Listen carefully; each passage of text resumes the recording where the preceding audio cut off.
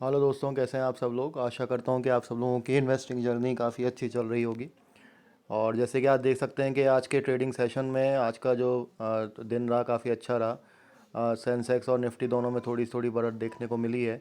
और स्पेशली जो IT sector है, निफ्टी आईटी जो है काफ़ी अच्छा भागा है और काफ़ी अच्छी रैली देखने को मिली है, काफ़ी ग्रोथ देखने को मिली है।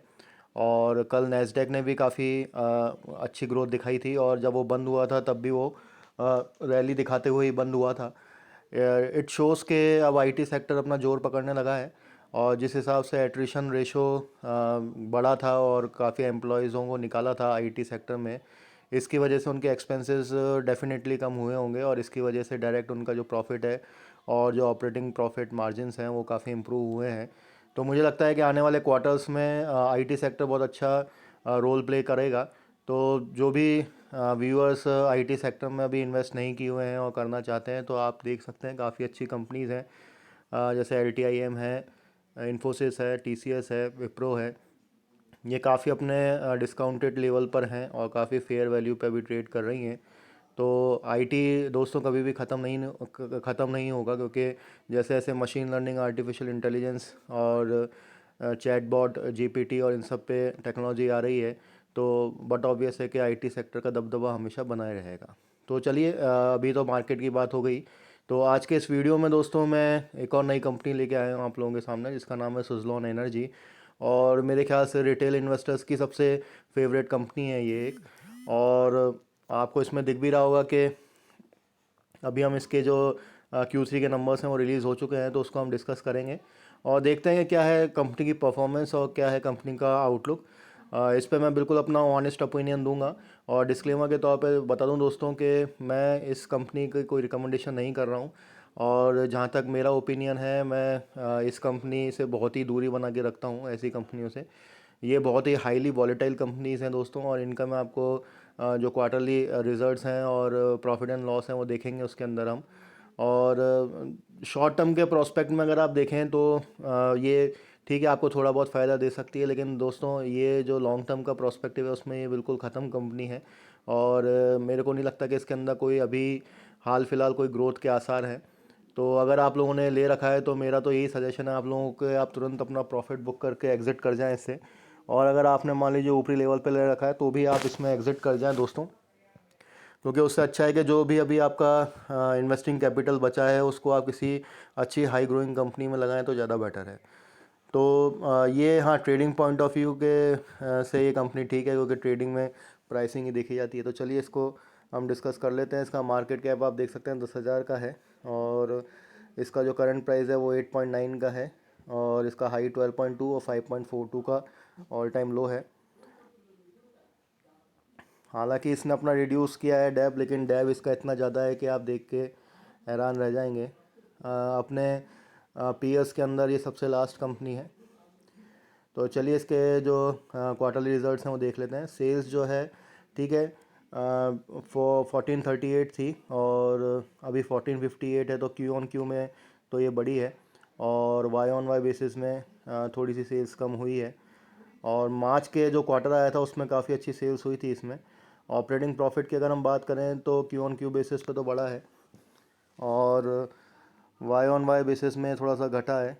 और इससे पहले कि उसमें ये बढ़ता हुआ था 136, 196, 154, 233।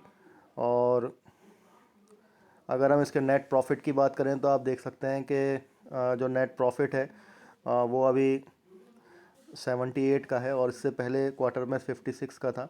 और उससे पहले जून का जो क्वार्टर आया था उसमें 2433 का था। और इन्होंने अपना काफ़ी स्टेक बेचा था, इसकी वजह से ये प्रॉफिट दिखा रहा है दोस्तों। इनकी कोई कंपनी से, उनके रेवेन्यू से इनको प्रॉफिट जनरेट नहीं हुआ है। तो उससे पहले के क्वार्टर में 206 था, उससे पहले 38 था, आप देख सकते हैं। दिसंबर 2020 में एक -118 था।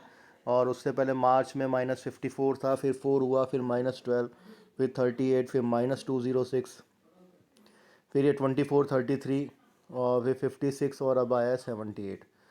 और यहाँ पे आप अर्निंग पर शेयर देख सकते हैं 0.06, मतलब 6 पैसे का इसने अर्न किया है। तो और यहाँ पे आप नेट प्रॉफिट भी देखेंगे तो उससे पहले का जो फाइनेंशियल ईयर था वो उसमें -177 था। और यहाँ पे सेल्स तो इनकी एज इट इज़ कोई ख़ास बड़ी नहीं है। आप यहाँ भी देख सकते हैं सेल्स इसकी जिस क्वार्टर में ये जून क्वार्टर में जो 2433 का जो नेट प्रॉफिट दिखा रहा है उसमें सेल्स तो कम हो रही हैं, लेकिन यहाँ नेट प्रॉफिट बढ़ रहा है वो किस तरीके से बढ़ रहा है मुझे समझ में नहीं आया। और यहाँ पे आप देख सकते हैं सेल्स ग्रोथ, प्रॉफिट ग्रोथ सब नेगेटिव में है।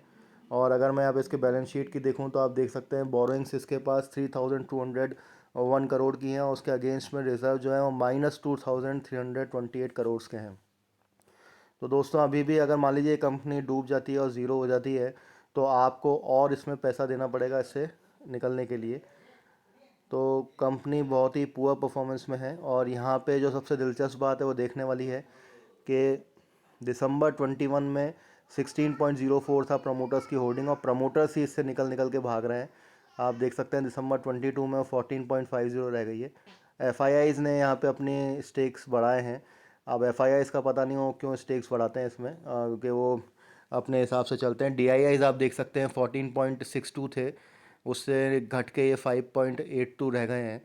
तो यहाँ पे डी ने भी अपनी काफ़ी शेयर होल्डिंग्स ख़त्म कर दी है। और सबसे चौंकाने और सबसे जो वरीड वाली बात है वो ये है कि हम जैसे जो रिटेल इन्वेस्टर्स हैं उन्होंने अपनी होल्डिंग्स को बढ़ाया है।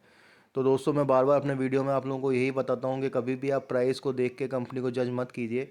आपको लगता है कि ये पेनी स्टॉक है, बट कि पेनी स्टॉक नहीं है, भंगार स्टॉक है दोस्तों। और इसके अंदर आप इन्वेस्ट करके अपनी कैपिटल को बर्न आउट ही करेंगे और कुछ नहीं होगा। और इससे अच्छी कंपनीज मार्केट में अवेलेबल हैं दोस्तों। हमारे इंडियन स्टॉक मार्केट में 5,500 कंपनीज हैं। तो आप जो फंडामेंटली स्ट्रॉन्ग कंपनीज हैं और जिनके फंडामेंटल्स अच्छे आते हैं और जो कि कंसिस्टेंट रिटर्न्स देती हैं, कंसिस्टेंट सेल्स में ग्रोथ है, कंसिस्टेंट नेट प्रॉफिट में ग्रोथ है, ऐसी कंपनीज में आप इन्वेस्ट कीजिए जिससे कि आपकी वेल्थ क्रिएट हो सके for the long term period. ऐसी कंपनीज जो कि बिल्कुल पेनी स्टॉक्स हैं, जो कि इतनी बोरोइंग्स लेके बैठी हुई हैं, जो बिल्कुल फुल ऑफ डेब हैं, आप लोगों को ऐसे कई इसमें जो है चाहे वो आपका यूट्यूब हो या कहीं पे वीडियोस में या फिर टेलीग्राम चैनल्स पे, या फिर आपको गलत गलत फेक अफवाहें मिलती हैं कि सुजलॉन एनर्जी में डालिए आपका 2 दिन में पैसा डबल ट्रिपल हो जाएगा। तो दोस्तों ये सब फेक न्यूज़ होती हैं। जो ये स्टॉक मार्केट है कोई अली बाबा का ख़जाना नहीं है कि आपने स्टिक घुमाई और आपके पास खजाना निकल के आ गया। जो ये शेयर मार्केट है बेसिकली एक मेंटल गेम की तरह है और आपको बहुत दिमाग से और समझदारी से और पेशेंटली खेलना पड़ता है। आप लोगों को अपना जो मार्जिन ऑफ सेफ्टी है उसको बचाते हुए खेलना चाहिए और इसके हिसाब से आपको काम करना चाहिए, इन्वेस्ट करना चाहिए। और ऐसे जो पेनी स्टॉक्स हैं जो कि बिल्कुल ही भंगार हैं, जिनकी कोई वैल्यूज़ ही नहीं है और जिनके कोई फंडामेंटल्स ही नहीं है, आप देख सकते हैं कि इसमें फैक्ट्स आप देखिए। जो भी कंपनी आप चूज़ करते हैं, जिसमें भी आप इन्वेस्ट करते हैं, उसकी बैलेंस शीट पढ़िए, एटलीस्ट ये देखिए जो मैंने आपको बताता हूँ कि उसका प्राइस टू अर्निंग क्या चल रहा है, उसका बिज़नेस क्या है, उसके ऊपर कितना डैब है और कितने क्या शेयर होल्डिंग पैटर्न्स हैं उसके, आप उनको देख के उसमें इन्वेस्ट कीजिए दोस्तों। तो इसी के साथ मैं वीडियो का अंत करता हूँ। आशा करता हूँ कि आप लोगों को ये वीडियो पसंद आया होगा।